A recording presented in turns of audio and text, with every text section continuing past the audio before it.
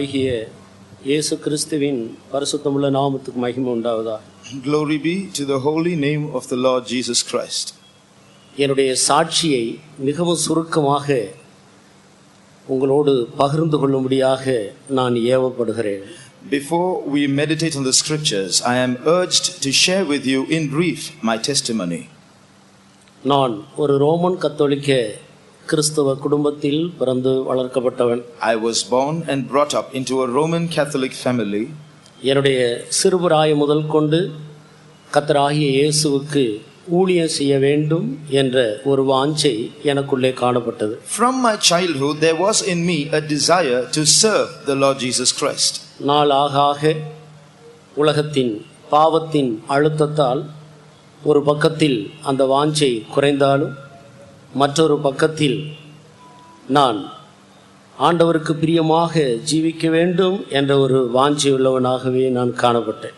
As days passed, as I grew up in this world, on the one hand this desire reduced in me, but at the same time, on the other hand, there was a desire in me that I must live a life pleasing to the Lord. வாலிப பிராயத்தின் பாவங்கள் என்னை அதிகமாக அழுத்தி பிடித்து கொண்டிருந்தது.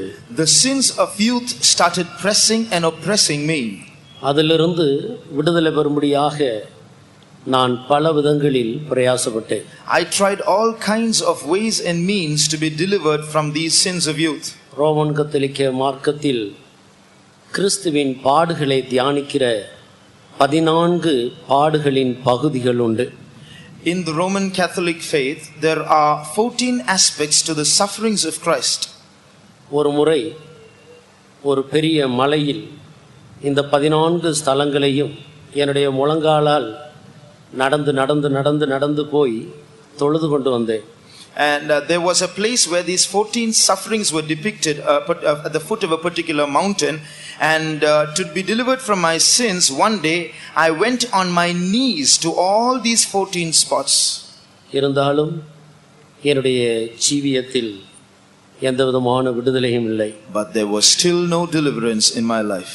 ஒருவேளை இயேசு கிறிஸ்துவுக்கு ஊழியம் செய்யும்படியாக அந்த பயிற்சி மடங்களுக்கு போனால் அவர்களோடு சேர்ந்து ஒரு நல்ல வாழ்க்கை செய்யலாம் என்று எண்ணி நானும் ஒரு குருவானவராக படிக்கும்படி கடந்து போனேன். So I was wondering, well, if I go to be trained to become a priest and join with the brothers there, maybe I might live a life pleasing to God. So I went there and I also was recruited into being a brother. என்னுடைய பள்ளி படிப்பை முடித்த பிறகு நான் ஒரு வருடம் அவர்களோடு சேர்ந்து படிக்கக்கூடியதாக இருந்தது. After my school education, I went to study with them and I was with them for 1 year. அதிலே 1 month கோர்ஸ் என்று சொல்லி ஒரு மாதம் ஒரு விசேஷித்த கோர்ஸ் நடத்தினார். And there was a special 1 month course. அதன் முடிவிலே பரீட்சை இருந்தது. At the end of which there was an exam. அந்த பரீட்சையில் இதற்காக போயிருந்த பலராகிய நாங்கள் எல்லாரும் அந்த பரீட்சை எழுதினோம். And many of us who were there went and wrote that exam.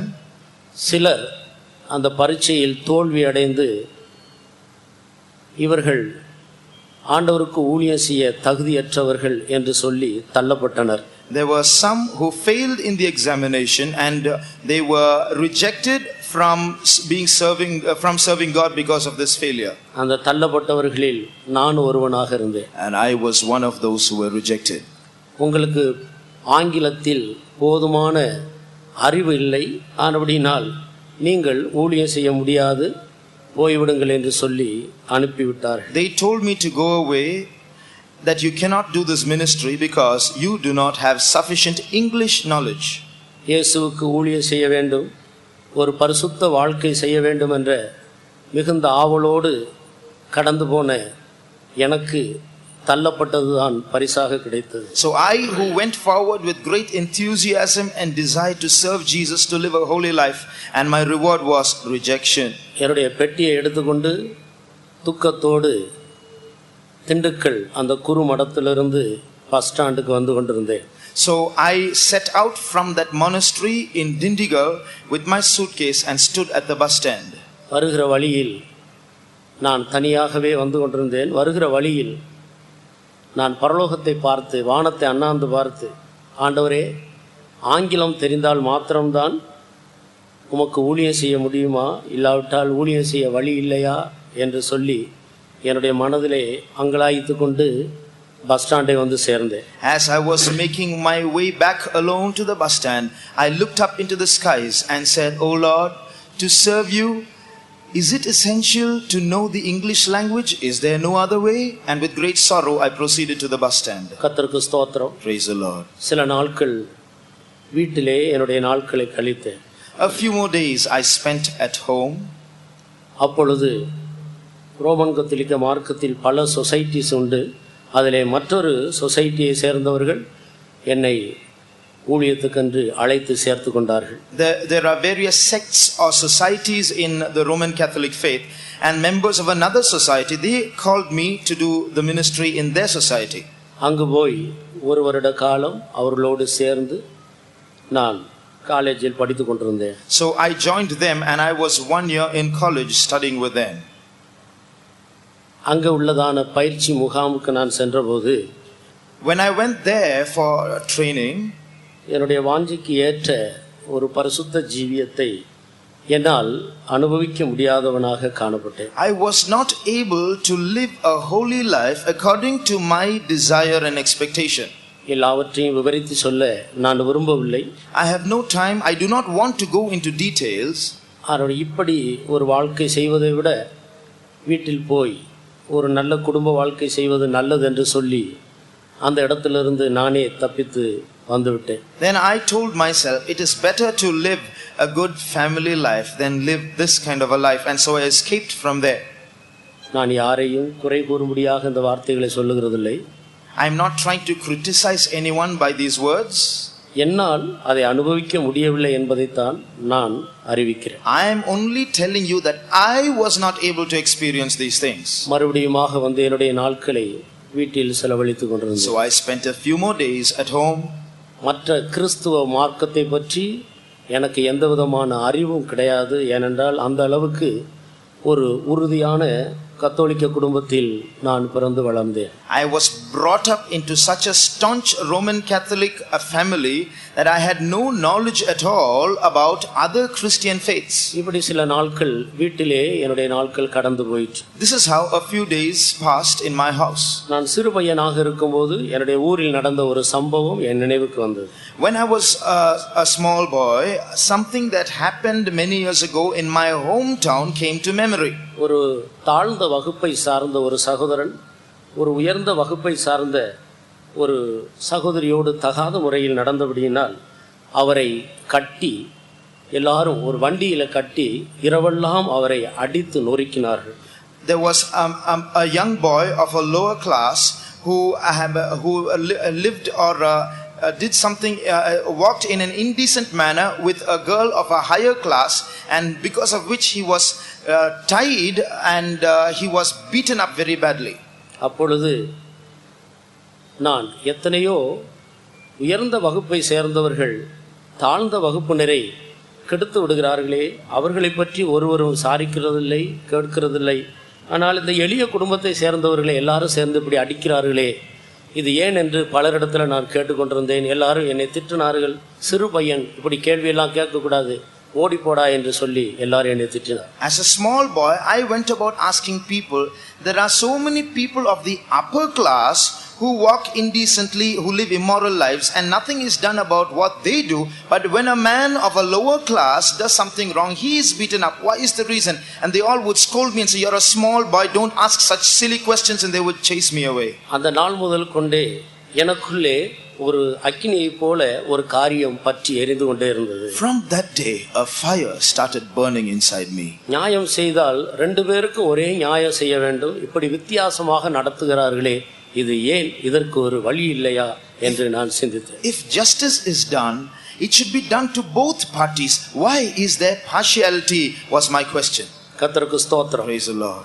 எப்படி ஆயிலும் நான் ஒரு லாயராக படித்து இப்படி ஒரு பக்கமாக கிரியை செய்கிறவர்களுக்கு விரோதமாக நாம் செயல்பட வேண்டும் என்ற ஒரு எண்ணத்தோடு வீட்டுக்கு தெரியாமல் எங்களுடைய வீட்டிலே தோட்டத்தில் வேலை செய்கிற போகிறவன் போல நான் ட்ரெஸ் உடுத்தி கொண்டு வீட்டுக்கு வெளியே எங்களுடைய தோட்டத்தில் வந்து என்னுடைய ட்ரெஸ்ஸை மாற்றி கொண்டு வீட்டுக்கு தப்பி நான் ஓடி வந்தேன். So I made a decision to become a lawyer so that I might fight against those who work in society with biased and vested interests. So I put on my clothes as though I was going to work in the garden, and when I went to the garden I changed into other clothes and escaped from home. இது 1972 வருடம் என்று நினைக்கிறேன். I think this was in the year 1972. அப்படி படிக்கும்படியாக திருச்சிக்கு வந்தபோதுதான் நான் ரட்சிக்கப்பட்டேன். And when I came to Trichy to study, that was when I was saved. தற்காலிகமாக ஒரு ஹோட்டலில் வேலை செய்து கொண்டிருந்தேன். So temporarily I was working in a hotel. அந்த நேரத்தில் அந்த ஹோட்டலில் வேலை செய்கிற ரட்சிக்கப்பட்ட ஒரு கிறிஸ்தவன் மூலமாக நானும் பெந்தகோஸ்தே கூட்டங்களுக்கு போய் ரட்சிக்கப்பட்டேன். Through a friend who was also working in the hotel, who was saved, I began to attend Pentecostal meetings and I was saved too. அது எனக்கு ஒரு பெரிய சந்தோஷமாக இருந்தது. That gave me great joy. லாயராக படிக்க வேண்டும் என்ற எண்ணத்தை விட்டுவிட்டு அதன் பிறகு இந்த ஆவிக்குரிய அனுபவத்தில் வளரும்படியாக பிரயாசம். So I put aside my intention to become a lawyer and started laboring to grow spiritually. கர்த்தர் என்னை அபிஷேகம் பண்ணினார். The Lord anointed me. ஒரு நாள் சாயங்காலம் 6 மணிக்கு எல்லாரும் ஜெபித்துக் கொண்டிருக்கும் பொழுது நான் ஒரு தரிசனத்தை கண்டேன். ஆண்டவர் என்னை ஊழியத்துக்கு வா என்று அழைக்கிறதாக. One evening in prayer, while everyone was praying, I saw a vision where God appeared to me, calling me to serve Him. கர்த்தருக்கு ஸ்தோத்திரம். Praise the Lord. கடைசியாக என்னை ஆண்டவர் இப்படி ஊழியத்துக்கு அழைக்கிறார் என்று சொல்லி அந்த தரிசனத்தை நான் சொன்னபோது, நீங்கள் ஊழியத்துக்கு அழைக்கப்பட்டிருக்கிறீர்கள், ஊழியத்துக்கு வர வேண்டும், அதற்கு முன்பாக உங்களுடைய பெற்றோர்களிடத்தில் அனுமதி வாங்கி வர வேண்டும் என்றார்கள். So when I explained this vision to those who were with me, they said, you are called for the ministry, so you have to step out to serve God, but before that you have to get the permission from your parents. நிச்சயமாக பெற்றோர்கள் இந்த பெந்தகோஸ்த மார்க்கத்தில் ஊழியம் செய்ய அனுமதிக்க மாட்டார்கள் என்று எனக்கு தெரியும். ஆனபடினால் என்னைத்தானே ஊழியத்துக்கு ஆண்டவர் அழைத்தார். ஆனபடினால் என்னை எடுத்துக்கொள்ளுங்கள், வீட்டுக்கு போனால் என்னை அனுமதிக்க மாட்டார்கள் என்று நான் மிகவும் வருந்தி கேட்டுக்கொண்டாலும் அவர்கள் மறுத்து விட்டார்கள். I was certain that permission would be denied in the Pentecostal mission by my parents, so I said, God has called me, isn't it? So you must allow me to serve God. My parents will not give me permission, but they refused. வேறு வழி இல்லாமல் வீட்டுக்கு அனுமதி வாங்கும்படியாக போனேன். So I had no other option. I had to go home and get permission. வீட்டில் உள்ளவர்கள் எல்லாரும் என்னை மிகவும் தடை செய்து அந்த ஊழியத்துக்கு போகக்கூடாது, நீ விரும்பினால் ரோமன் கத்தோலிக்க மார்க்கத்தில் ஊழியம் செய்யலாம் என்று சொன்னார். As expected, they refused to allow me to serve God in the Pentecostal faith, and they said, if you want, you can go and serve God in the Roman Catholic faith. என்னுடைய குடும்பத்திலும் என்னுடைய உறவினர்கள் குடும்பத்திலும் இன்றைக்கும் பலரும் அந்த மார்க்கத்திலே குருக்களாக கண்ணீர்களாக பணி செய்து கொண்டிருக்கிறார். Even today I have relatives who are working in the Roman Catholic faith as fathers and nuns. வீட்டார் அனுமதி கொடுக்கவில்லை. But my parents gave me no permission. என்னுடைய உறவினர்கள் எல்லாரும் வந்து என்னை மிகவும் தடை செய்தார்கள். My relatives hindered me. ஆனால் என்னை அழைத்த ஆண்டவர் அவருடைய அன்பு என்னை அதிகமாக நெருக்கிக் கொண்டிருந்தது. But the love of God who called me started constraining me. கடைசியாக இந்த அன்பின் நெருக்கம் தாங்க முடியாமல் நான் வீட்டார் எல்லாரையும் தடுத்துவிட்டு நான் தனியாக இந்த ஊழியத்துக்கு புறப்பட்டு வந்தேன். என்னை அனுப்பி வைக்க ஒருவர் கூட என்னோடு வரவில்லை. Finally, because I was so constrained by this love, I could resist it no more. Resisting my own parents, I stepped out to serve God on my own. No one came to send me off. என்னுடைய தேசத்தையும் என்னுடைய இனத்தையும் என் தகப்பன் வீட்டையும் விட்டு நான் தனியாக புறப்பட்டு வர வேண்டியதாக. I had to forsake my country and my kindred and my father's house and set out alone. கர்த்தருக்கு ஸ்தோத்திரம். Praise the Lord. என்னை ஊழியத்துக்கு எடுத்தார்கள். They took me to the ministry. அங்கே ஏறக்குறைய ஒரு 4 வருடம் ஊழியம் செய்து கொண்டிருந்தேன். There I served God for about 4 years. என்னுடைய ஊழியத்திலே எனக்கு ஒரு திருப்தி இல்லை. But I was not satisfied in my ஏதோ ministry. என்னுடைய இருதயத்துக்குள்ள ஒரு வெற்றிடம் இருக்கிறதை நான் I உணர்ந்தேன். realized that there was some emptiness in me. மிகவும் கஷ்டப்பட்டு ஊழியம் செய்தாலும் ஊழியங்கள் ஆசீர்வாதமாக இருந்தாலும் என்னுடைய ஜீவியத்திலே ஒரு சரியான நான் வாஞ்சிக்கிறது போல ஒரு பரிசுத்தமோ என்னுடைய ஜீவியத்தில் ஒரு சந்தோஷமோ திருப்தியோ இல்லாமல் இருந்தது. 4 years I really labored for God and my ministry was blessed, but still there was no real satisfaction in my heart or real joy in those days. இனி சபையிலிருந்து ஊழியம் செய்கிறது சரியில்லை, ஒரு சன்னியாசியாக இமயமலை பக்கம் போய் மலை அடிவாரங்களில் சத்தியத்தை அறியாத ஜனங்களுக்கு சத்தியம் சொல்லலாம் என்று சொல்லி 1977 வருடத்தின் ஆரம்பத்தில் நான் இமயமலையை நோக்கி பிரயாணம் பண்ணும்படியாக என்னுடைய துணிகளை எடுத்துக்கொண்டு ஜெபித்து போகலாம் என்று சொல்லி ஜெபத்துக்காக உட்கார்ந்து ஜெபித்து கொண்டிருந்தேன். Then I decided it is not good to serve God in a church. So I decided I must go to the foot of the Himalayas and start serving God alone amongst the people in the villages in that area. So in the year 1977, in the early part of the year, I packed my clothes and I sat down to pray before setting out on my journey. அப்படி ஜெபித்து முடிக்கிற வேளையில் திடீரென்று ஒரு சத்தம் கேட்டது. நீ உண்மையாக எனக்காக ஜீவிக்க விரும்பினால், ஒரு ஆழமான பரிசுத்த ஜீவியத்தை நீ விரும்பினால் சிபிஎம்க்கு போ என்ற ஒரு சத்தத்தை ஒரு அசரீரி வாக்கு போல அன்றைக்கு நான் கேட்டேன். As I was concluding my prayer, suddenly I heard a voice. If you really want to serve me, if you really want to live a holy life, go to CPM. And I heard that voice clearly. அப்போது நானும் இப்பொழுது அமெரிக்காவில் ஊழியம் செய்து கொண்டிருக்கிற நம்முடைய அருமையான pastor Steven 2 பேரும் தான் அந்த இடத்துல ஊழியம் செய்து கொண்டிருந்தோம். அவர் ஊழியத்துக்காக இன்னொரு ஊருக்கு போயிருந்தார். இதற்கு இடையில் தான் இது சம்பவித்தது. At that time, one Pastor Stephen, who is now serving God in America, and I were together there. He was in another place when I saw this dream, and I was here. அவரோடும் ஆண்டவர் சிபிஎம்மில் ஊழியம் செய்ய வேண்டும் என்றதான காரியத்தை ஆண்டவர் வெளிப்படுத்தி இருந்தார். ஆனால் அவர் எனக்கு மறைத்து விட்டார். At the same time, God had spoken to him about serving God in CPM, but he hid it from me. நானும் இந்த காரியத்தை அவருக்கு சொல்லாமல் மறைத்தேன். And I hid it from him too. ஏனென்றால் இதை சொன்னால் சொசைட்டி தலைவர்கள் ஏதாயிலும் நம்மேல் மிகவும் குற்றம் சுமத்துவார்கள் என்று சொல்லி பயந்து ஒருவரை ஒருவர் மறைத்து விட்டோம். We hid it from each other because we realized if it came out in public, the heads of society would start finding fault with us. இப்படி ஒரு சத்தம் கேட்ட வேளையில் என்னுடைய பிரயாணம் சற்று தடைபட்டது. So when I heard that voice, my journey was hindered that time. அப்போது இந்த டிபிஎம் என்று அழைக்கப்படுகிற நம்முடைய சபையின் பெயர் சிபிஎம் என்று இருந்தது. அதை பற்றி எனக்கு எந்த விதமான அறிவும் கிடையாது. At that time, this Pentecostal mission was called CPM, or the Ceylon Pentecostal Mission, and I knew nothing about that when I heard this voice. ஆனாலும் பிரயாணம் செய்ய முடியாதபடி எனக்குள்ள ஒரு குழப்பம் ஏற்பட்டு பிரயாணம் நின்று போயிற்று. But I was confused about setting on my journey, and so I stopped. சில நாட்களுக்கு பிறகு கர்த்தர் ஆச்சரிய விதமாக அந்த சொசைட்டிலேயே அந்த சபையில் ஒரு பெரிய குழப்பம் உண்டாகி ஹெட் குவார்ட்டரில் கடைசியாக நாங்கள் இந்த சபையில் வந்து சேர்ந்தோம். Finally, a miracle took place so that there was confusion in the same society where I was serving God, and therefore I came out of there and came to this ministry. கர்த்தருக்கு ஸ்தோத்திரம். Praise the Lord. இந்த வேதத்தை தியானிக்கும்படியாக நான் எந்த Bible ஸ்கூல்லையோ காலேஜ்லையோ படித்தவன் அல்ல. I have not been educated in any Bible school or college to teach the scriptures. பரம்பரையான ஒரு பெந்தகோஸ்த குடும்பத்தில் பிறந்து வளர்ந்து சண்டே ஸ்கூல் படித்து பைபிள் அறிவு உள்ளவனும் அல்ல.